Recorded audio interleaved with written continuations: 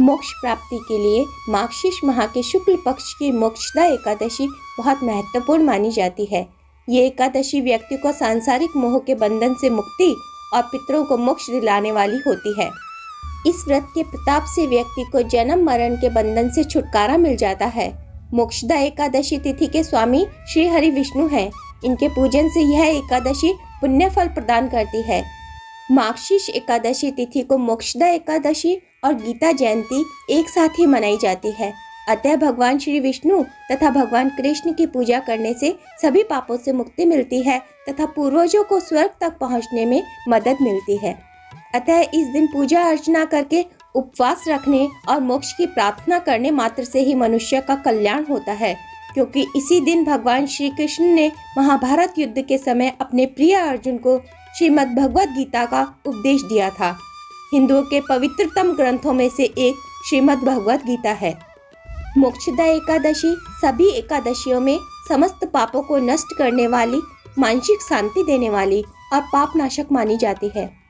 आज का दिन पितरों को मुक्ति के लिए बहुत ही अधिक खास है, क्योंकि जिन पितरों को मोक्ष प्राप्त नहीं हुआ है या जो नरक में रह गए हैं, उनके लिए आज के दिन एक लोटे पानी में थोड़े से काले तिल मिलाकर दक्षिण दिशा की ओर मुख करके पितृ तर्पण करने से पितरों को वैकुंठ की प्राप्ति होती है।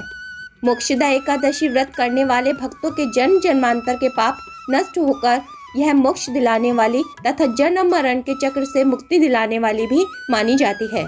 मार्गशीर्ष एकादशी व्रत रखने से व्रत रखने वाले तथा उनके पितरों के लिए भी मोक्ष के द्वार खुल जाते हैं। यह व्रत करने वाले या इसका महत्व पढ़ने मात्र से व्रतधारियों का यश संसार में सर्वत्र फैलने लगता है तथा अनेक पापों को नष्ट करके मोक्ष का रास्ता दिखलाती है। मार्गशीर्ष मास की शुक्ल पक्ष की यह एकादशी वायपेय यज्ञ का फल प्रदान करने वाली मानी गई है। इस व्रत से बढ़कर मोक्ष देने वाला और कोई व्रत है ही नहीं। एकादशी के दिन पीली वस्तुओं से भगवान श्री विष्णु का पूजन करने से, पूर्ण श्रद्धा के साथ व्रत रखने से मनुष्य की सभी मनोकामनाएं पूर्ण होती है। हिंदू धर्म शास्त्रों में मोक्षदा एकादशी व्रत सर्वश्रेष्ठ और कल्याणकारी माना गया है। मार्गशीर्ष शुक्ल 11 के दिन एकादशी का उपवास व्रत के नियमों का पालन करते हुए रखने से जीवन में अशुभता का नाश होकर शुभ फलों में वृद्धि प्राप्त होती है। दोस्तों, वीडियो में आगे बढ़ने से पहले यदि आप हमारे चैनल पर नए हैं तो लाइक, कमेंट और सब्सक्राइब जरूर करें। आपके एक लाइक से ही हम मोटिवेट होते हैं और हमें प्रेरणा मिलती है। तो चलिए दोस्तों, अब मैं आपको मोक्षदा एकादशी से जुड़ी पौराणिक कथा सुनाती हूँ। धर्मराज युधिष्ठिर कहने लगे कि हे भगवान, मैंने मार्गशीर्ष कृष्ण एकादशी अर्थात उत्पन्ना एकादशी का सविस्तार वर्णन सुना। अब आप कृपा करके मुझे मार्गशीर्ष माह के शुक्ल पक्ष की एकादशी के विषय में भी बतलाइए। इस एकादशी का क्या नाम है तथा इसके व्रत का क्या विधान है, इसकी विधि क्या है, इसका व्रत रखने से किस फल की प्राप्ति होती है, कृपया यह सब मुझसे विधान पूर्वक कहिए।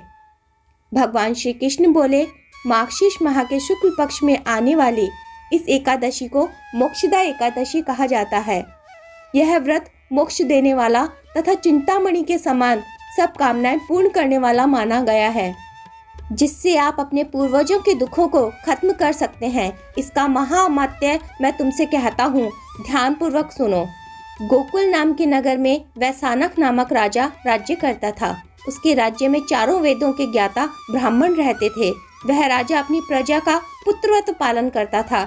एक बार रात्रि में राजा ने एक स्वप्न देखा कि उसके पिता नरक में हैं।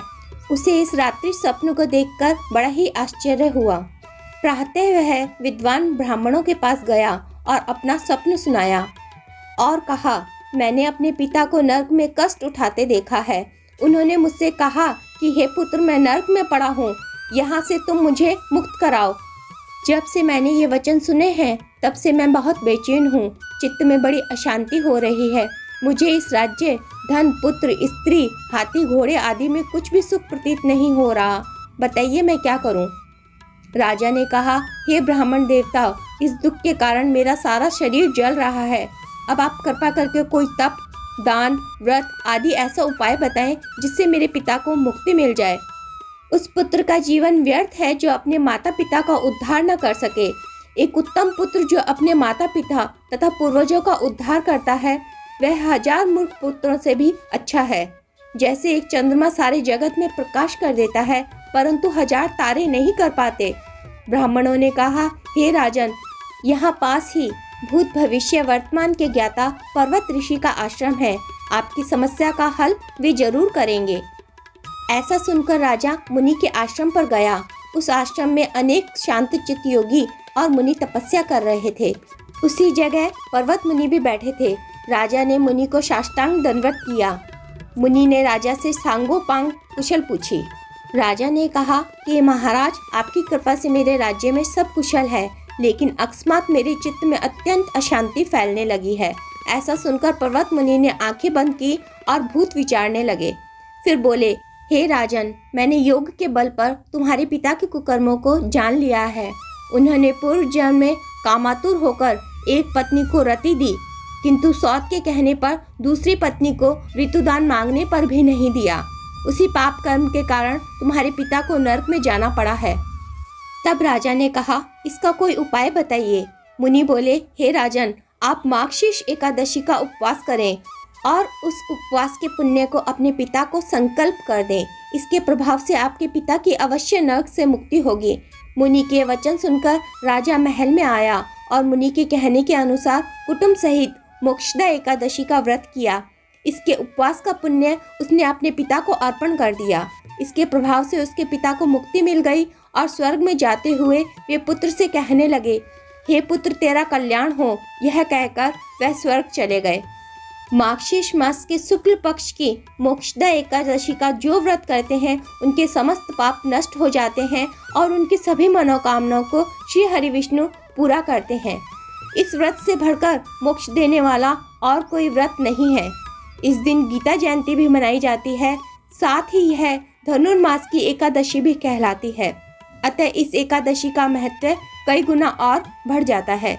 इस दिन से गीता पाठ का अनुष्ठान प्रारंभ करें तथा प्रतिदिन थोड़ी देर गीता अवश्य ही पढ़ें। उससे आपके समस्त पाप नष्ट हो जाएंगे और आपको पुण्य फलों की प्राप्ति होगी। दोस्तों, अगर वीडियो पसंद आया हो तो लाइक करें, शेयर करें और अपने मित्रों रिश्तेदारों को हमारा चैनल सब्सक्राइब करने के लिए अवश्य ही बोलें। आपका सहयोग ही हमें आगे बढ़ने की प्रेरणा प्रदान करता है। वीडियो में अंत तक बने रहने के लिए आपका हृदय से धन्यवाद। जय श्री हरि विष्णु। भगवान विष्णु आपके सभी मनोकामनाओं को पूरा करे।